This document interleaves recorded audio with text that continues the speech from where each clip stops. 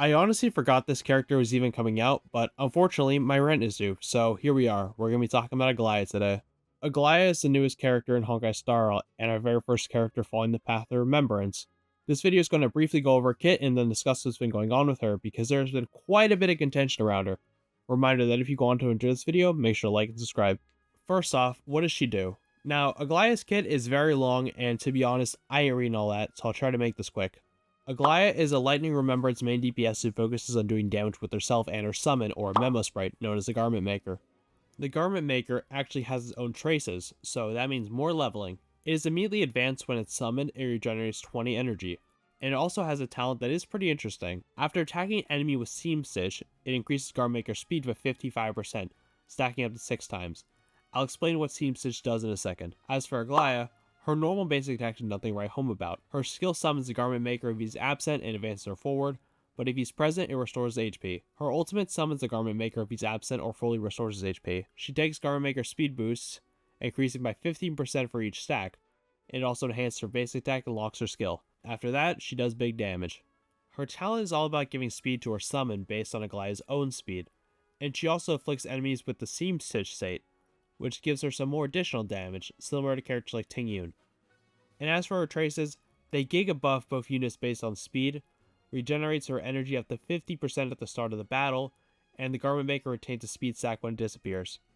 So that might have sounded like a lot, but she's actually really simple. She and her summon attack a lot of times and she's very fast. So you just go zoom and you do big damage. Real quick before we discuss Aglaea's power, do you want to pull her or any of the other characters, but you want to save some money on your Stellar Jades? If that's the case, why not consider checking out lootbar.gg? Lootbar is a website that offers cheaper top-ups for games like Genshin Impact, Honkai Star Rail, Zenless Zone Zero, and many other games. Lootbar offers a 23% discount on top-ups compared to the official in-game stores, and if you're using Lootbar for the first time, you can get an 8% discount coupon. Let me show you how it works. So, first you go over and enter your UID. No login info is needed. Then, you go select the pack that you want. There are many different ones to choose from, and if you buy the bigger ones, you still get the discount. And if you top up for the first time, you get the double bonus as well. After paying, simply wait a few minutes, open the game, and there you go. There's your Jades. Lootbar is a very trusted site, with millions of customers, thousands of 5-star reviews, and partner with many famous creators.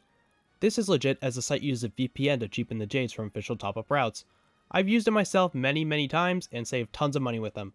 So if you're interested in Lootbar, check it out in the link in the description and pinned comment. Back to the video. So, with all that being said, how good is Aglaea?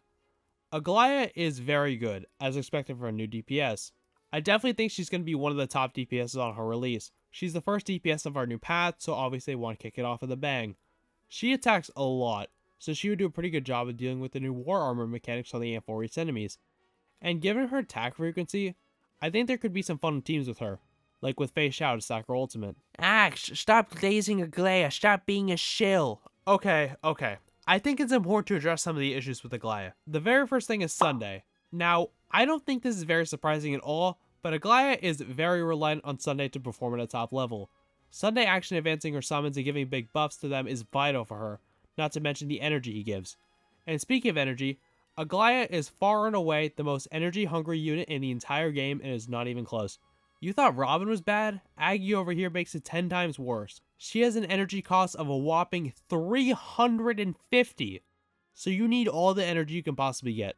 While she does have some things in her kit to slightly help her out, none give her anywhere near enough energy to consistently use her ultimate, meaning that a character like Woho is borderline required. She's not as vital as Sunday for her, but she's still up there, and Robin is in the last slot as a support. You can use things like Remembrance MC in place of Robin and Quid Pro Quo on Gallagher in place of Woho, though energy might be a little bit rough. So as you can see, she wants a lot of stuff to be at her max. She is probably the most expensive character we have ever seen. And it doesn't even stop there. Her light cone and her eidolons are also important to mention. Here's what her light cone does. Time Woven in Gold increases the wearer's base speed by 12. After the wearer and the wearer's Memo Sprite attacks, the wearer gains 1 stack of Brocade. Each stack of Brocade increases the wearer and their Memo Sprite's crit damage by 9%, stacking up to 6 times. When reaching maximum stacks, each Brocade stack will additionally increase basic attack damage dealt by 9%. To be honest, I saw this coming as well that her light cone would be very good, not only because of lack of options, but also because you can tell that Hoyoverse is clearly trying to get people to pull for characters and light cones. That trend started with Acheron and it never really ended. And the worst part is, the next best light cone is from the battle pass. The embassy shop cone isn't good on her, so the only light cone choice that you have is a 3-star jellyfish light cone that I don't even remember the name of. I'll put it on screen though. When it comes to her eidolons, her E1 is ridiculous. For her E1, enemies with the seam stitch take 15% increased damage. And for the big thing, when Aglaea or the garment maker attacks that target, Aglaea regenerates 20 energy. So, yeah, it's pretty good and significantly helps her energy requirements. And guess what? She also has a great E2. Try to guess what it is. I'll give you a second. That's right, it's Defense Ignore. When Aggie or her summon take action, they ignore 14% of the enemy's defense, stacking up to 3 times. I don't want to call these eidolons whale bait, but they certainly feel like whale bait. She also has some annoying speed tuning you have to do to maximize her as well. Now the elephant in the room is that there's going to be new units down the line that are going to be even better than her, and yeah, obviously it will given the power creep issue, but the thing is that's not exclusive to Aglaea and can be applied to any DPS in the game. Well, that might be the case, it doesn't mean that Aglaea will be useless somehow. I have a feeling that the summon meta will be similar to the break meta, where you can just pick the character of your choice, put the team together, and go have fun. But, you know, it's just a theory. If Aglaea isn't your cup of tea, get it because she's British? Okay, I'll stop. Then you can easily skip her in favor of another summon DPS later down the line. We get drip marketing for 3.2 in about a week, so if you're hesitant then I recommend waiting until then. On a more serious note, I really think Aglaea showed a large shift in reception and mindset from players. We used to have, oh, this character is so cool I want them to, this character is going to get power crept anyway so who cares. To be honest, I am not a big fan that Honkai Star now has its players so paranoid about power creep that they sometimes won't pull new units out of fear of it. It also seems like Hoyoverse is becoming very, for lack of a better term, greedy. We saw this recently in Genshin Impact with Mawika, who requires Nat linears to function, and ran her best character that was new alongside her. That's a topic I'm probably going to talk about at some point, but I think we've reached a point to where it's actively hurting their player base, and if it keeps up then likely, their revenue. In conclusion, if you can take full advantage of Aglaea with her team and build, Aglaea is an insane DPS and is a pretty strong introduction to the Remembrance path, but it's also important to know that she needs Sunday to perform well, with Woho not far behind. If you don't have Sunday, please keep in mind that you will have a significantly weaker character. If you pick her up now without him, she will not feel as good, and then Sunday is a #1 priority to get on the rerun. She needs pretty good investment, and her eidolons and light cone make her much more powerful. But, if you have what she needs, she is a very strong character. I know there's going to be videos about how broken she is, but remember that with every character, do not give in to the FOMO of not owning them. It won't ruin your account. I don't know if I'm going to pull Aglaea personally.